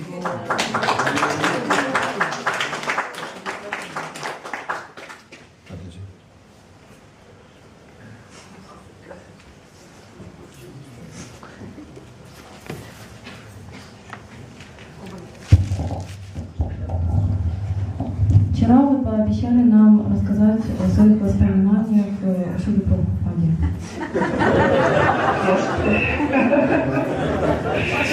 Yesterday you had promised to tell us about remembrances of Srila Prabhupada. Sure, I'll be very happy to share. Я с большим удовольствием. I'll be very happy to share the wonderful memories I have of Srila Prabhupada. Я с большой радостью поделюсь с вами воспоминаниями, своими воспоминаниями о Шриле Прабхупаде. I was married from the time I joined the movement, and the grahastas generally didn't get very close to Srila Prabhupada. Я был женат с момента своего присоединения к этому движению, а грехастхи не особенно имели доступ к Шриле Прабхупаде. The sannyasis and the temple presidents, they were the ones who were close to Prabhupada. So I don't have any real close personal connection like that, pastimes to share. В основном рядом со Шрилой Прабхупадой находились саньяси, президенты храмов, и поэтому у меня нет таких вот, и вряд ли я могу рассказать вам о каких-то играх, там, которые я наблюдал очень близко. But I saw Prabhupada many times. Whenever he would come to the east coast of America, we would travel to see him.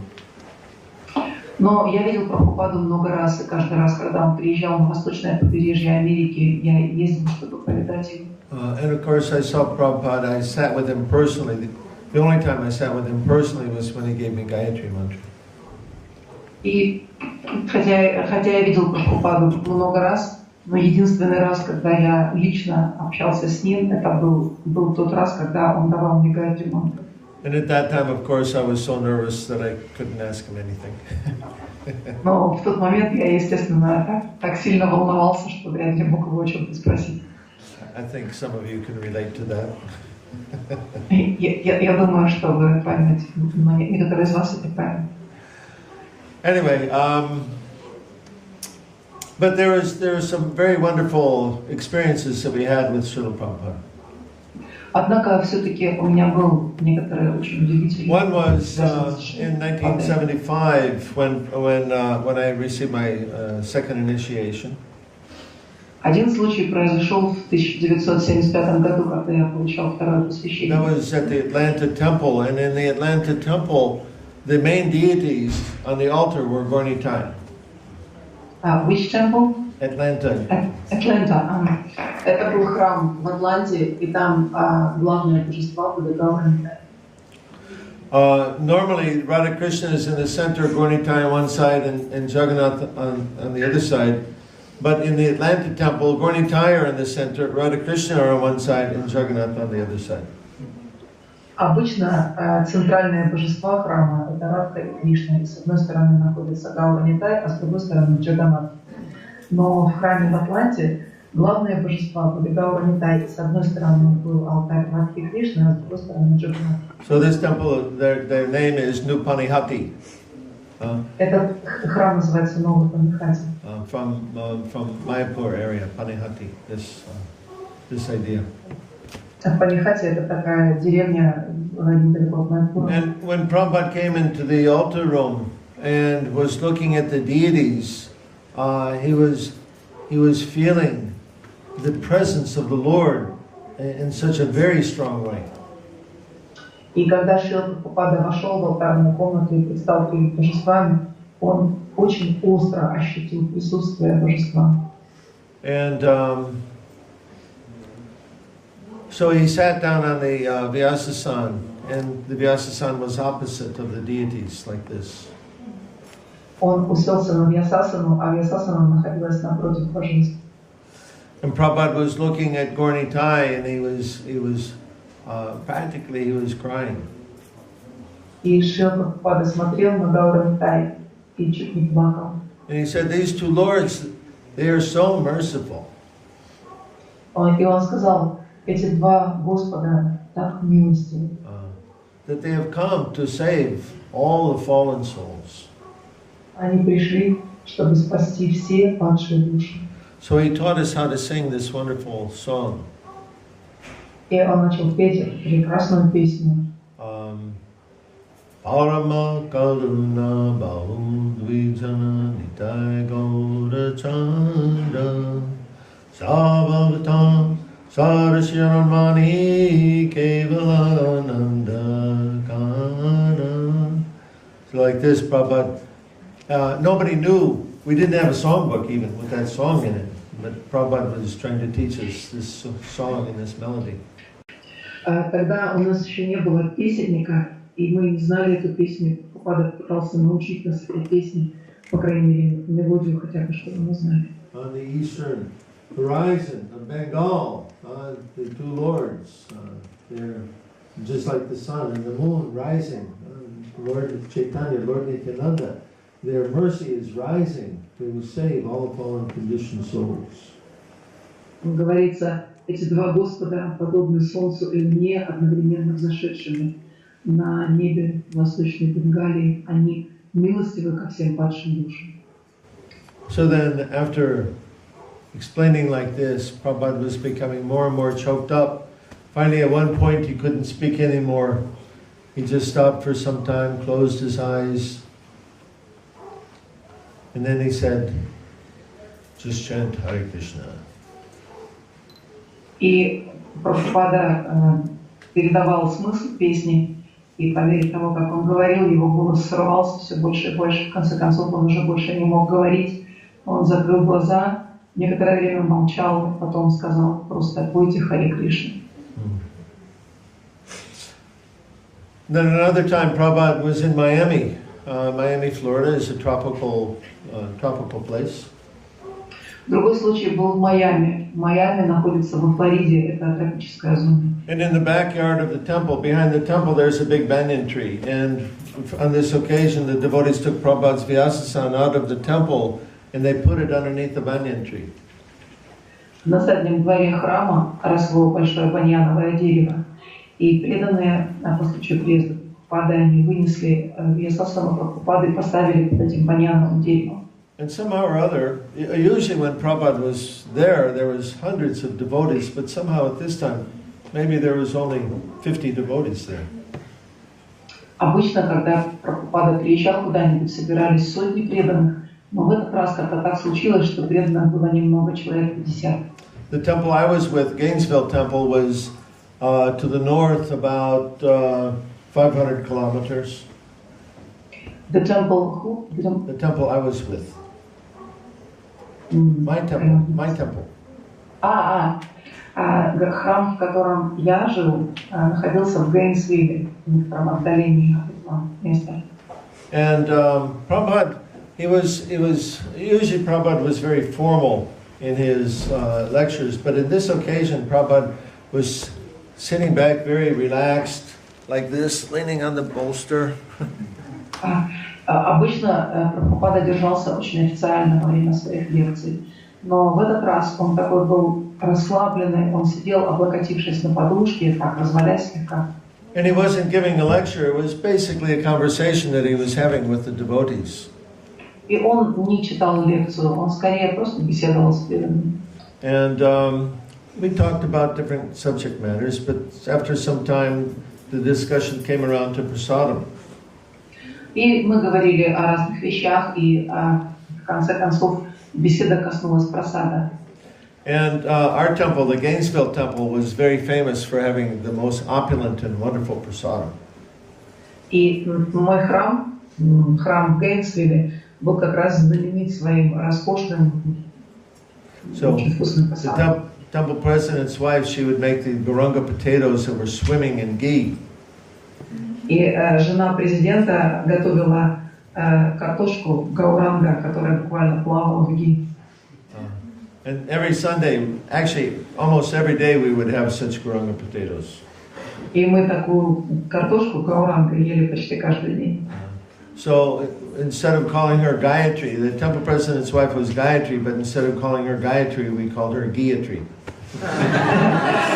Ее звали Гайатри, но вместо того, чтобы называть ее Гайатри, мы ее звали Гиатри. So, anyway, all the Radha Damodar buses, maybe you've probably heard of Radha Damodar buses from, what's the name, Vyasaki Prabhu's book. Вы, наверное, знаете, тогда была группа такая, Дамодара, которая на автобусах путешествовала в Vyasaki. And anyway, so, there's traveling brahmacharis, book distribution parties on buses, and they would all, in the winter, they would all come to our temple because of the prasadam. И вот эти брахмачари, которые служили в этой путешествующей группе, они на зиму приезжали все именно в наш храм, потому что там был такой роскошный просад. So we were very proudly telling this to Prabhupada. И мы с большой гордостью рассказывали об этом еще. And we were trying to entice Prabhupada, please come up to our temple and taste the wonderful prasadam from Gurnitai there. Мы пытались соблазнить Прабхупаду. Прабхупада, приезжайте, пожалуйста, в наш храм и отведайте этого прекрасного прасада Гауранитая. Anyway, Prabhupada, at that point, he said, all of you have come because of the prasadam. И Прабхупада в этот момент сказал, вы все пришли сюда из-за прасада. And he was pointing to us like this, every one of us, pointing his finger at us. All of you have come because of the prasadam. И он при этом показал пальцем на каждого из нас. And he pointed to the temple president, who was a little proud, and he said, even you. И он показал пальцем на президента храма, который был такой немного гордый человек, и сказал, даже ты. And then there's several memorable times in Prabhupada when he arrived at the airport in Philadelphia for Rath Yatra. I happened to be there in the airport.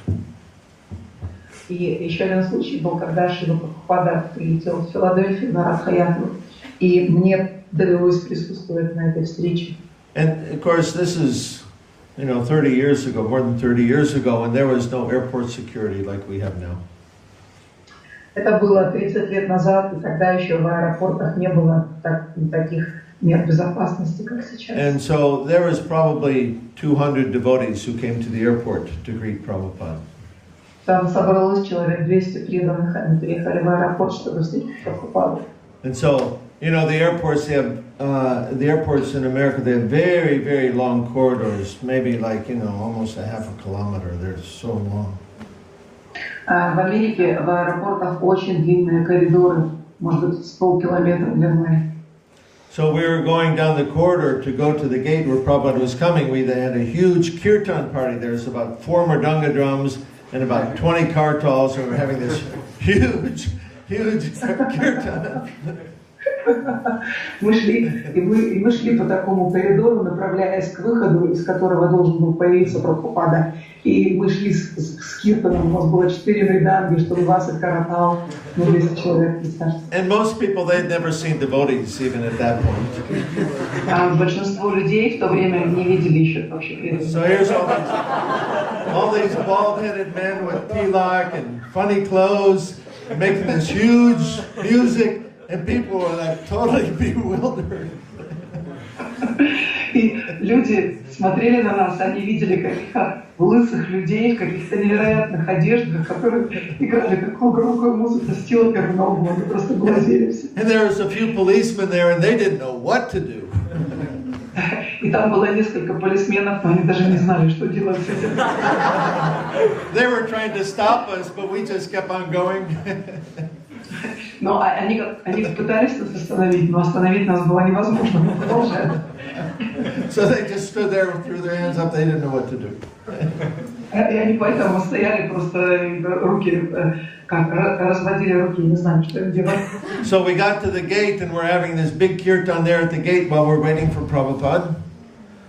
Итак, мы с этим киртаном приблизились к терминалу, к выходу, и стали ждать Прабхупаду. And then all of a sudden, so many people are coming from the plane, and all of a sudden we see Prabhupada, and everybody just immediately dives down to the floor and makes dandavats right in the airport. И там было, представьте, приземлился самолет, из него стали выходить люди, много людей, а мы ждали, и наконец мы увидели Прабхупаду, и тут же все упали в дандаватскую землю. So all the people who were standing nearby, they were even more bewildered by that. Это привело зрителей еще больше замешательства. And, to be honest, it was a lot of fun creating this confusion for these people.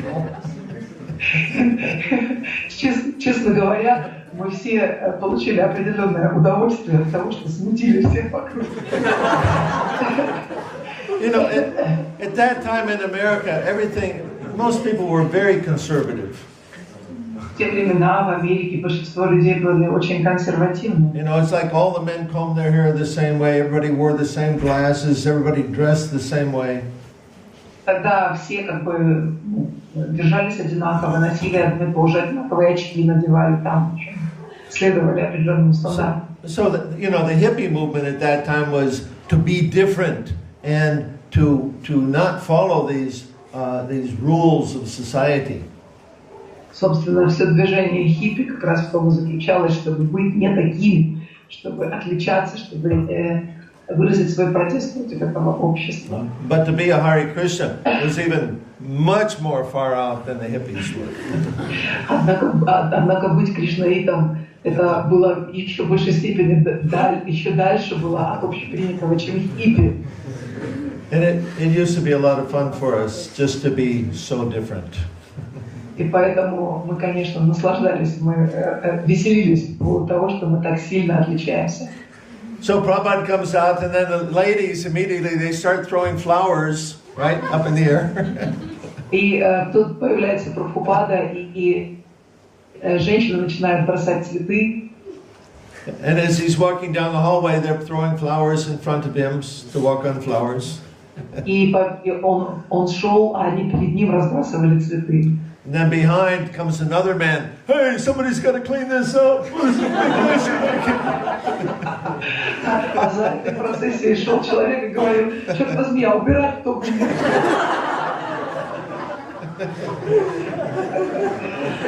Anyway, this is kind of a lesson in how to have bad public relations.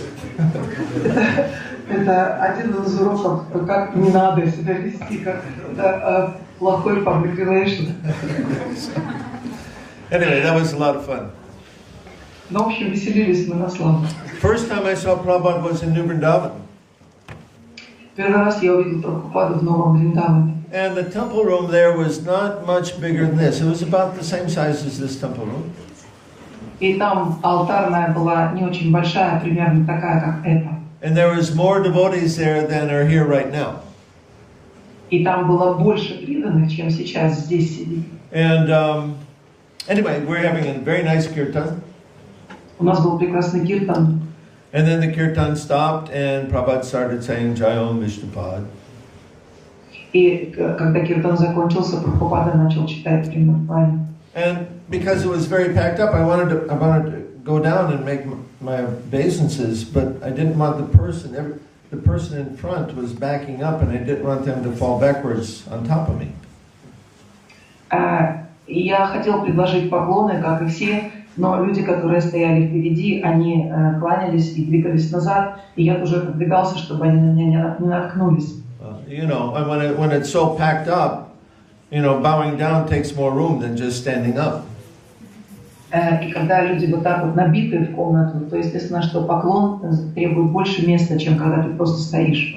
So I was backing up, trying to find some space to bow down, but then pretty soon I found myself up against the wall, and there's absolutely no room to bow down. Я отодвигался все дальше и дальше, пока наконец я не оказался прижатым к стене, отступать мне было некуда, и кланяться мне было тоже некуда. So everybody in the whole temple room is bowed down except me. Итак, в этой комнате все абсолютно предложили свои поклоны, кроме меня. And Prabhupada's going on Jayom Vishnupad Paramahamsa, and he's looking straight at me. И Шрила Прабхупада читает Примадхвани и смотрит прямо на меня. Just like these girls, they're standing up, everybody's sitting down. Как эти девушки, которые стоят. So Prabhupada's looking at me, I'm looking at him. Прабхупада смотрит на меня, а я на него. And I'm thinking, well, at least I've got the attention of my spiritual master. И я думаю, ну что ж, по крайней мере, мне удалось привлечь внимание духовного учителя.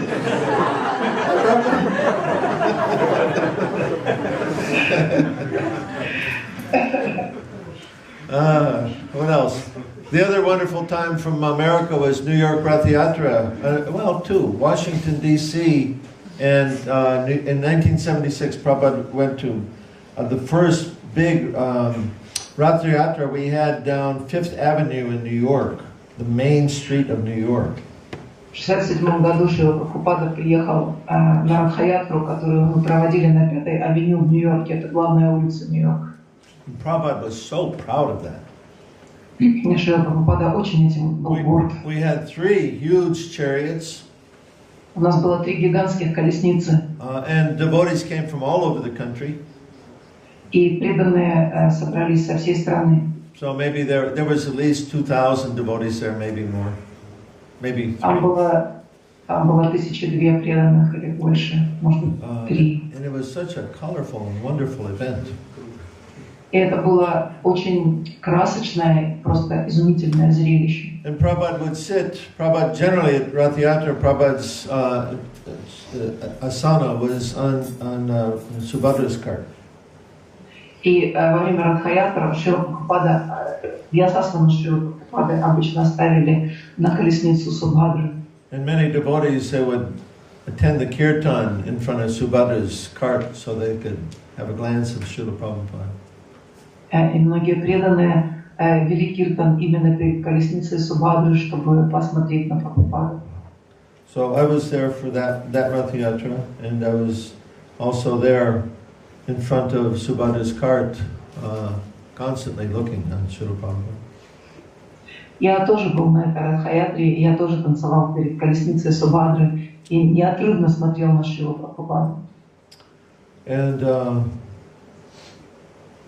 anyway, it was Prabhupada. He was so happy with that. He was just grinning from ear to ear. He had such a big smile on his face. Шрила Прабхупада был очень счастлив, что это событие состоялось. Он улыбался от уха до уха, широчайшей улыбкой. He considered it a great victory to have Rath Yatra, he said, in the most important street in the most important city in the world. Он считал, что это величайшее достижение и победа провести Радхаятру на главной улице главного города в мире. Anyway, one other thing I'll tell you is the letter that I've received from Srila Prabhupada. Я вам сейчас расскажу еще одну историю о том, как я получил письмо от Шрилы Прабхупады. Just when I was a new bhakta, let's see, I had received my master's degree in engineering just before I became a devotee. И незадолго до того, как стать преданным, я получил диплом инженера. And so I was wondering how I could use my scientific credentials in Krishna's service. И я задумывался о том, как использовать свои научные достижения в сознании Кришны. And also, I had asked my temple president one question one time. И однажды я задал один вопрос президенту своего храма. And I said, you teach us that to offer the food to Krishna, we put it in front of the picture of Prabhupada and say these prayers. Я сказал, вы учили нас предлагать пищу, ставя ее перед изображением Прабхупады и повторять определенные молитвы. But how can Prabhupada, because Prabhupada's a jiva soul, how can he be present in all of these pictures to receive this offering? Но Прабхупада это ведь джива, как он может присутствовать одновременно во всех изображениях, чтобы принимать эту пищу? So my temple president said, this is a good question, why don't you write to Prabhupada and ask him? И президент храма сказал, хороший вопрос, почему бы тебе не написать Прабхупаде и не спросить его об этом? So I was very happy to be authorized to write to Prabhupada because we didn't just write to him, we didn't want to disturb him, he had so many disciples. Я был очень рад, что мне разрешили написать письмо Прабхупаде. Прабхупаде в те времена мы так просто не писали ему писем, мы не хотели его беспокоить. And so I wrote him the question about the prasadam, and I also added the question about how to use my scientific credentials in Krishna's service. И я написала ему этот вопрос о прасаде, и еще я написала ему вопрос о том, как бы я мог использовать свои научные достижения в служении Кришне. So Prabhupada, regarding the scientific question, Prabhupada wrote back the following.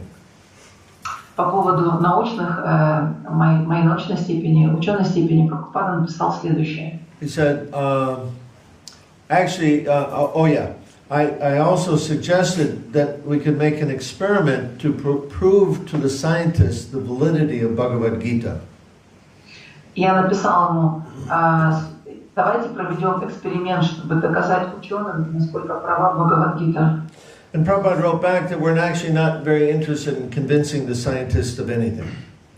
И Шрила Прабхупада ответил, что его не слишком-то интересует убеждать материалистов, ученых в чем-то там. He said, after all, if they are determined to remain atheistic, what can we do? Он написал, в конце концов, если они твердо решили оставаться атеистами, что мы можем сделать? He said, our main aim is to convince the innocent public that life comes from life and not from matter, as they foolishly claim. Это наша задача состоит в том, чтобы убедить несведущих, невинных людей в том, что жизнь происходит из жизни, а не из материи, как они до этого глупо утверждали. So this is an important point. Prabhupada was much more interested in the general public than he was in convincing the scientists of anything. Это очень важный момент. Шрила Прабхупада куда больше интересовался простыми людьми, чем учеными, чтобы убеждать их в чем-то. And regarding my question about offering the food to Krishna, he stated the following. А по поводу моего вопроса, как предлагать пищу Кришне, он написал так. He said the spiritual master is present wherever the disciple is sincerely trying to follow his instructions. Он написал, духовный учитель присутствует там, где ученик искренне пытается следовать его наставлению. This is possible by the mercy of Krishna. Это возможно по милости Кришны. In all of your sincere devotional sentiments, во всех твоих искренних чувствах преданности, and in all of your attempts to serve me, и во всех твоих попытках служить мне, I am with you just as my Guru Maharaj is with me. Я с тобой, так же, как мой Гуру Махараджа со мной. Remember this always. Всегда помни об этом. So, this is for all of us, not just me. Это касается каждого из нас, не только меня. It's a general question, and the answer is general, which applies to everybody. Это общий вопрос, и ответ на него тоже общий, он касается всех. So, Prabhupada is also your spiritual master. Прабхупада — это и ваш духовный учитель тоже. Practically speaking, Prabhupada is a spiritual master for everybody in Kali Yuga. Фактически, Шрила Прабхупада является духовным учителем всех и каждого в Кали-югу. Because Prabhupada's books going all around the world are the source of spiritual knowledge for everybody in the world. Потому что книги Шрилы Прабхупады, разошедшись по всему миру, являются источником духовного знания для всех в этом мире. So, because we're all learning about spiritual life from Prabhupada, he is the guru for all of us. И поскольку все мы узнали о духовной жизни из книг Шрилы Прабхупады, от Прабхупады, то значит мы все являемся его учениками. And all of the instructions that our ISKCON gurus give to their disciples are the same instructions that Prabhupada trained them in. И все наставления, которые гуру ИСККОН дают своим ученикам, это те же самые наставления, которые сами они получили от Шрилы Прабхупады. This is called parampara. Это называется парампара. So, in this way, we're all disciples of Prabhupada. И в этом смысле все мы являемся учениками Шрилы Прабхупады. So for all of us, in all of our attempts to serve Krishna, and in all of our devotional sentiments, Srila Prabhupada is with us, all. И поэтому во всех наших чувствах преданности, во всех наших попытках служить Кришне, Шрила Прабхупада с нами, с каждым из нас. Remember this always. Всегда помните об этом. And please, everyone, you take shelter of Srila Prabhupada. И, пожалуйста, каждый из вас, все, примите прибежище Шрилы Прабхупады. Pray to him. Молитесь ему. And remember him. Take shelter of him. Помните его, примите его прибежище. And read his books every day. Читайте его книги каждый день. That's the best way to remember him. Это самый лучший способ помнить о нем. So, thank you very much. Srila Prabhupada ki jai. Hare Krishna. Hare Krishna ki jai. Thank you for your association. Спасибо вам за общение. I'll be going to Nikolaev for 2 to 3 weeks. Я еду в Николаев, пробуду там 2-3 недели. And I'll stop back here again on my way to Kiev before I leave in Ukraine. И я проеду снова через ваш город, направляясь в Киев по окончании своего визита. So I'll see you again soon. Так что скоро мы снова увидимся. Thank you, Kishore.